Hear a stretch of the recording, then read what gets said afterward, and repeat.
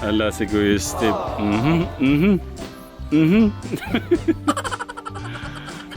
Picture na kita dito. Hindi, ang ganda nga ng ano yung pagkakaupo mo dun eh. Tapos tingin ka dito. Hindi, yung ano mo yung ano mo, medyo nakaupo ka lang. Kukuha na kita. Okay, smile. Yung medyo nakaupo. Ayan, maganda. Smile. Okay. Ganda oh. Kuha na kita dito, Kuya Steve oh. Dito. Ang ganda.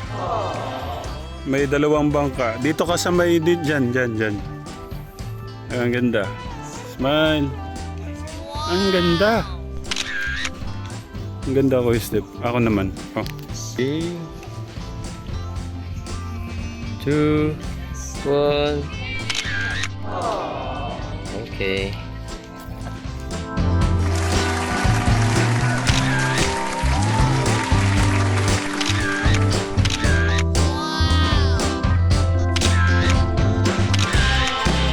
Ito na. Simulan mo na, Tito John, yung interview kay ate. Wala Patay ka, alam mo nga, exempted ka. Kasi di ba po nahanapan ka namin ng ano, partner? Hindi naman ako naghahanap. Sabi po ni Tito Flo. Hindi ako naghahanap. Sila lang naghahanap. Bakit ang problema Sabi kayo po dyan? nahanapan namin po kayo. Hindi ako naghahanap. Kung kayo po ay... Tito John, ikaw nang bahala dyan kay ate Cora. Si Ate Cory kasi akala ng iba, nagwo-worry sila about like yung about sa partner. Though valid naman kasi dahil syempre maganda nga naman yung meron kang katuwang. Of course, case to case basis pa rin naman yun. And there are reasons behind every decision. At yung case ni Ate Cory is her decision na ganyan dahil based nga sa mga ano niya understanding niya nung upbringing niya at yung possibility na baka maging worse lang if ever na pasukan pa niya yung bagay na yun. Okay. Ang lalim. At nung nakausap ko si Ate Cory, according to her, ang mahalaga kasi masaya ka dun sa decision mo. Hindi ka nangihinayang. Masaya ka sa life. Yes, masaya ka sa life mo, sa mga nangyayari sa buhay mo. Ganoon. Parang siguro feeling ko wala namang dapat punan. Yes. Parang bonus na lang if She's ever. looking for someone to complete her because she's Correct. already complete. And isa pa tip ko yan, Jun, na-share ni Ate Cory sa akin. But yung standard niya sa isang lalaki is her father. Na for her, perfect yung papa niya. Provider and all. So, nahihirapan siya maghanap ng lalaki na papantay doon. So far. So wala pang naka-reach. But we don't know tomorrow, some other months, years. May father kami dito. Wow, oy. Wow. Kanino to? Kanino diri? Ani? Kanino ani? Kanino? Kakinsan ni. Kakinsan ni. Thank you. Kuya August. Iced tea. Imana dito John. Iced tea. Kanino kay Kuya Ram? Sa'yo yata. Uy, coffee ang anuman ko. Dry. Order ko. Si Kuya Ram pwede yan. Kape. Baka iced coffee. Ito yun. Iced coffee. Ay, coffee nga. Coffee. Kala ko. Okay na. Akala ko ano, Ay, kalo. iced tea. Shot ko na lang. Oo. Okay na po. Diyan na lang yan. Sa'yo yun. Meron sa kanya. Ganda. Thank you. Okay, back to the topic. Kala ko tapos na. Okay, go. Kuya Karan. Ano yung Naka-break lang pala. about the father? Okay. Yes. So, but again, we don't know, diba, what future will give. Basta ang mahalaga the now is happy siya at masaya siya sa family niya and everything. At according to her also, she is standing as the mother and the father of the family. True. So, Yun. breadwinner. Kaya, ayun. Parang si Tito Ram, na late na rin siyang nag-asawa Kasi dahil din, niya. at a young age, nawala yung father at saka mother. Yung father ko lang. Yung teenage. So, Ako, lately, ang mga 2017. Kaya don't worry about Ate Cory. Cory is a independent. Strong, independent, transgender woman. Patay. Woman. Ayun, actually baka nga kung usapang emotional or mental state, baka nga much better pa yung emotional and mental state niya kumpara sa may mga asawa na napunta sa sakit ng ulo, right? Like walang pangarap sa family. So somehow, di ba? Sabagay, iba't ibang hard lang naman ang pinagdadaanan ng tao. You choose your hard. No. I know that. No comment. Okay. So, kaya ano lang, yun nga, at the end of the day, kailangan, kung ano man yung decision mo sa buhay, kailangan mong panindigan. Correct. Choice natin yan lahat. Yes. Na yung mga nangyari sa atin ngayon, choices natin yan. And of course, guidance from God. So, with that, we just want to hear some encouragement or any message from Ate Cory from her perspective or point of view in life. Pwede say, Carlo lang. Ano yung Hindi ako masyado magsalita sa She has a lot to say because sa few days na magkasama kami, nag-share siya sa akin. At yung life story niya is very kuya, parang pang maalala talaga. Uy! The Yes, suffering yes. that she and her family experienced from childhood. You know, nung pumunta ako sa kanila kagabi, I saw them in one long table with the sisters. Ganun. I was very happy kasi nung like few days ago, sabi niya, wala silang makain, kumakain lang sila ng ganitong ulam or walang ulam. nangunguha lang ng sa seashore. Yun. Tapos kagabi, nandun sila lahat. And they were very happy. So, sabi ko sa kanya, I'm proud, I'm happy that ganun, with all the struggles that they've been through. Tagumpay. So yun na yun. Kasi baka kasi may mga ibang taong like may pinagdadaanan in life. Okay. So para ma-encourage sila. Ano na naman?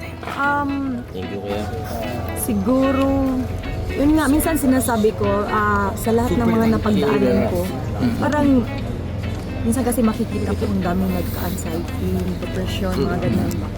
Sabi ko nung panahon namin, parang wala yan. Hindi na yung mga pinagdadaanan namin compare sa ibang pinagdadaanan ng ibang mga kabataan ngayon. Parang wala lang nga, di ba? Iba talaga yung mga yung pinagdaanan namin before. But then kasi sinasabi ko na lang wala na kaming panahon mag-depression kasi yung focus namin na nakafocus doon sa kung paano maitaguyod yung family. Para magkalaman ang tiyan. How we can survive. So how we can survive. So parang wala kaming panahon sa mga ganyan. So yun, I'm so hindi ko yung mga pinagdadaanan ko, hindi ko pinahiya at hindi ko rin siya ay gusto ko rin siyang ma-share. Minsan sinishare ko sa mga kakilala ko na kahit ano man yung mga pinagdaanan natin sa buhay. Yes.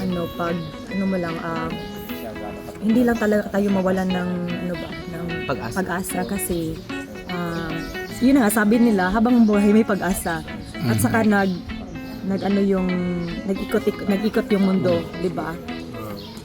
Hindi siya permanente na ganito ang buhay natin, no? Basta lang magsikap lang tayo lagi, 'di ba? Pag may opportunity, grab the opportunity, whatever it is na ikagaganda ng kinabukasan natin. Huwag lang sama-samang paraan. Huwag lang sama-samang paraan at tapos yung decision talaga natin, iisipin talaga natin yung mga decision natin ngayon na makaka-affect yan natin in the future. In the future, true. Yes, yan. Tapos manatiling yung family talaga, iba talaga yung pinaka-foundation mo talaga yung family. Pag intact yung family mo, kasama mo yung mga kapatid mo. Yes. At saka, yun, yung mga kapatid mo kasama mo lagi, sa hirap at ginhawa malalagpasan talaga. Yung mga pagsubok malalagpasan yan. Kaya yung mas maganda pa na dapat ano ka sa mga kapatid mo kaysa sa ibang tao. Dapat close ka sa kapatid mo. Close. Oo. Kasi iba Kasi iba ang- talaga. iba. I believe talaga that blood is thicker than water talaga. So with that, lang. Ate Cory, what is your definition of success? Success, happiness.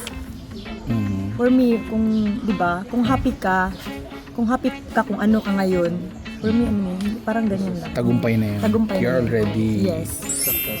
Kontento na tayo dyan, di ba? to be happy most of the time is depende minsan sa greed level ng tao. So minsan meron na pero dahil gusto pa ng more, so hindi siya happy dun sa meron siya. Nakuha niya yung gusto niya, then he wants more.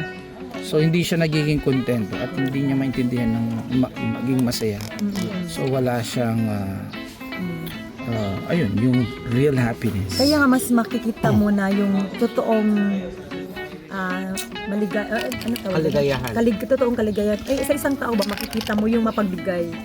Sila yung mas masayahin. Yun. Kaya nga for me mas maganda yung ikaw nabibigay kasi ikaw yung binibigyan. Yun.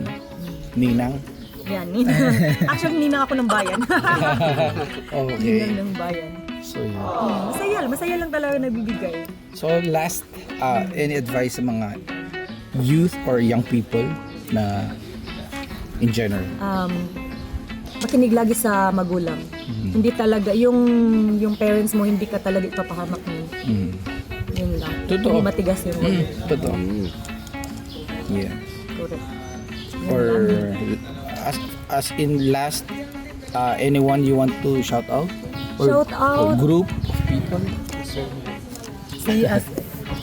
Sino ba yung shout out ko? Prince Charming? Of course, Ruby? my family, my relatives, di ba? Shout out to my family in Bantayan Island and to my friends in Cebu, my EIE Philippines family. And sino pa ba? Yung mga friends ko sa Manila. Marami din sila. And then, I-flex na natin about yung work niyo po, tita.